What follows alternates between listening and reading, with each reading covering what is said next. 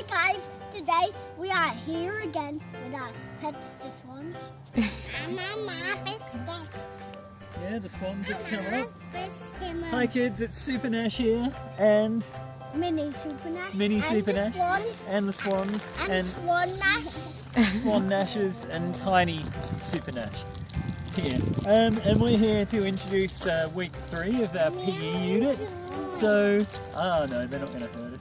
So we're today going to talk about overarm throw, and I can already hear some of you thinking, why is Mr. Nash going to teach us overarm throw when some of us are stuck inside apartments and houses?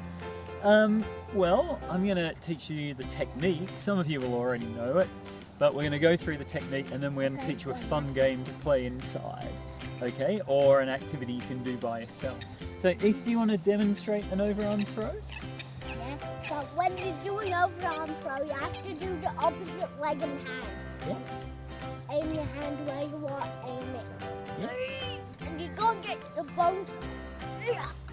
That's not bad. Because if the thing you're trying to get is far away, you have to have a lot of sleep and get some sleep. Excellent.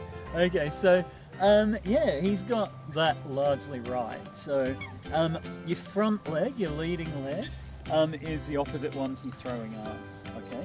Now we don't point our toes at our target because if we are to throw like this, we can easily overbalance and fall over and hurt our ankle and so forth. So my leg needs to naturally drop slightly inwards. Okay, so it's probably about 20 degrees. So yeah, it's just not pointing directly at the target. My back leg is also back like this. Now, you can point your non-throwing arm at your target. I always do. Ethan doesn't, but I do. And I do too. Oh, You have to aim where you want. that's true. So I point my non-throwing arm at my target. I go back like Imagine that. this glass is my piece. Excellent. And my back foot takes all my weight at the start. So I'm back on my back leg, or most of my weight. Now as I go forward into the throw, my back foot comes off the ground. Some people just rock forward on their back foot, and all of the weight needs to go through your back ankle, up your back leg, into your hip, into your shoulder, through your arm and into your hand, and as it goes through, your leg should change, so all the weight should then be on your front leg. So there's a bit of a follow through and an exchange of weight from your back leg to your front leg. So I'm going to pretend I'm throwing something hard here, and I'm going to get you guys to try this technique 10 times. So don't actually throw something, but pretend you are. So I've got my object in my 2 hands and I'm pointing over there at a tree. I'm back on my non-throwing leg, on my back leg, and I go like this. As I go, my arm flicks through like that. Okay, so I'm not going like this. I'm not cricket bowling. I'm going like that. So my arm comes through like that. Okay, so that is a throw. Now remember, some people have done shot put this year. Remember, shot put is just a push, but this is a throw. So there's a bit of a backward flick in the wrist and then forward like that. Alright, so I want you guys to practice that 10 times.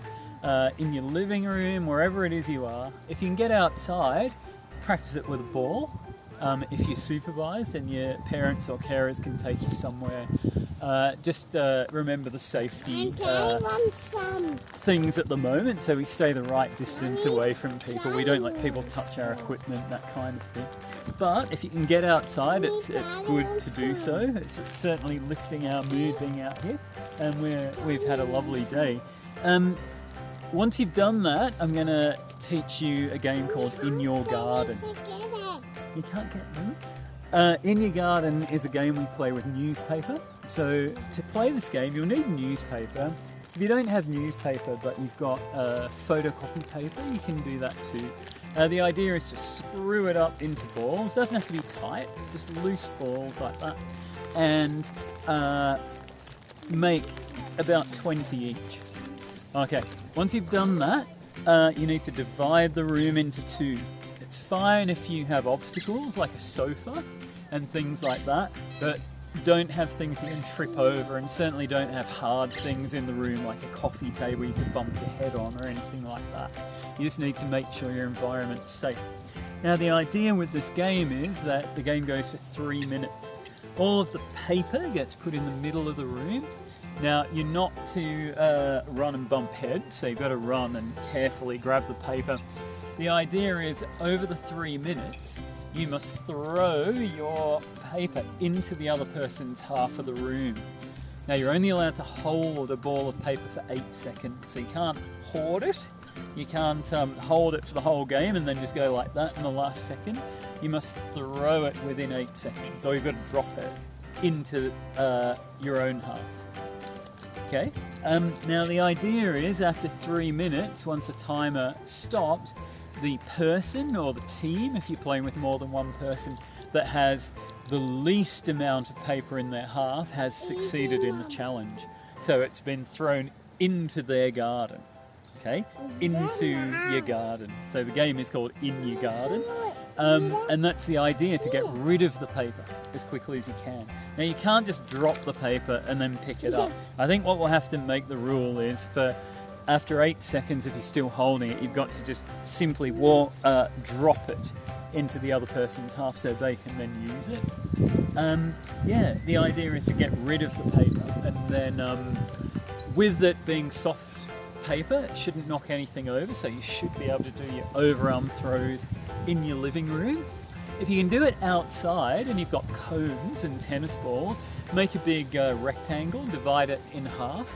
And if you're using tennis balls, because they're hard, make a no persons area in the middle.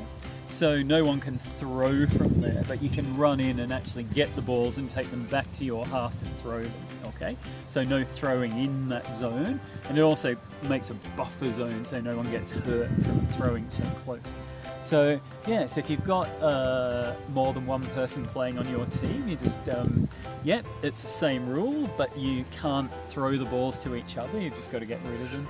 And yeah, just enjoy it and practice some overarm throws. Now, if you don't have someone to play with, make a paper target and make a paper target and put it on the wall, and then have 10 throws at that target and see how you go with doing that, okay? So yeah, so enjoy it, and I'll touch base with you guys probably this week and see how you've gone. Okay, bye bye.